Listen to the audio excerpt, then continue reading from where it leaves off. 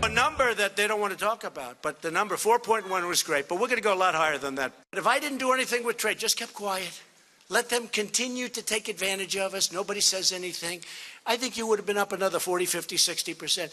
But eventually, you would have had to pay the piper, eventually. And we're not going to do that. We're going to do something. We're going to make our country so much richer than it's ever been. President Trump last night touting the economy in the bellwether state of Ohio ahead of a congressional special election this upcoming Tuesday. Supporters say that Trump should focus more on the economy headed into the midterms. A Wall Street Journal op-ed written by Kimberly Strassel on Friday said that Trump has a solid record, but he's too busy making noise to tout it. In her piece, she goes on to say this: to hold the House and increase their Senate majority, Republicans must go to do two things: get out their base and bring along the center. The president, with an unrivaled bully pulpit, has instituted policies that provide him a near-perfect message for those tasks. Let's bring in our panel to talk about this. Alan Dershowitz is Harvard Law professor emeritus and author of the new book, The Case Against Impeaching Trump. Mark Penn is a former Clinton strategist and chairman of the Harris poll. Also with us is Senator Al D'Amato, a former New York senator and Fox News contributor. Gentlemen, it's great to see all of you. Thank you so much for joining us. Thank you. Let me kick it off with you, Alan, and get your thoughts on the way the president is communicating. I mean, you look at the list that Kim Strassel brings up. You know, wages up 3% year over year, the fastest pace in a decade, average home values rising at twice that pace, unemployment hitting record lows, second quarter economic growth at 4.1%. And yet all we hear about in the mainstream media is Michael Cohen and Russia and all of these negative headlines against the president.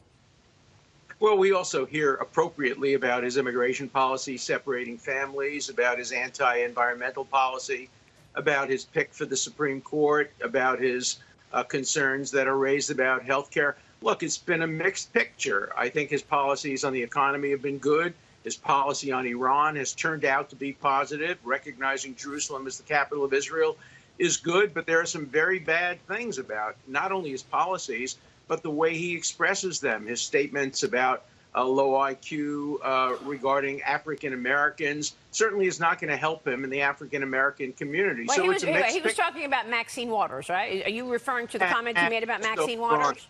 And LeBron James and Don Lemon. And look, he just ought to stay away from those kinds of statements and the kinds of statements he has made in other issues as well. So it's part of the problem is that he has covered up his own accomplishments by the way he speaks about some issues, and he can do a much better job in communicating the positives. He would stay away from using that kind of language. And going into the midterm elections, the stakes could not be higher, Mark Penn. Tell us what your Harris poll tells you here going into the midterms, and is he communicating the positive stories, like the economic stories, like Jerusalem, like, pulling out of the Iran deal, North Korea, enough?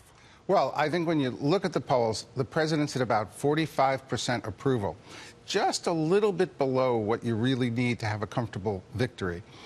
He's at 55% approval on the economy. 70% say the economy is going in the right direction. 70%. Right, so that's a tremendous number. But on the other hand, on the congressional kind of horse race, they're losing by 7 or 8 points. So there's a blue edge right now baked in. Independent women voters and working class voters who usually don't turn out in midterms are the two key constituencies here. He's going for the base. He may leave behind the independent women. And so he's got a tough strategy here to figure out. Right now, I think he's going a little bit too much more base and is losing too much of the center. Senator, how do you see it? I think Alan Dershowitz and Mark have pointed out that basically he has the ability to really carry the day. Concentrate on your message. Don't get distracted by this dispute with LeBron James. And by the way, I think he's wrong on it. And I support the president, and I support him on 70 to 80% of what he's doing. Right. But he gets into these little picayune nonsense fights over nonsense. And by the way, if anything, he should have said to LeBron, what you're doing for your community with the school is terrific. Yeah.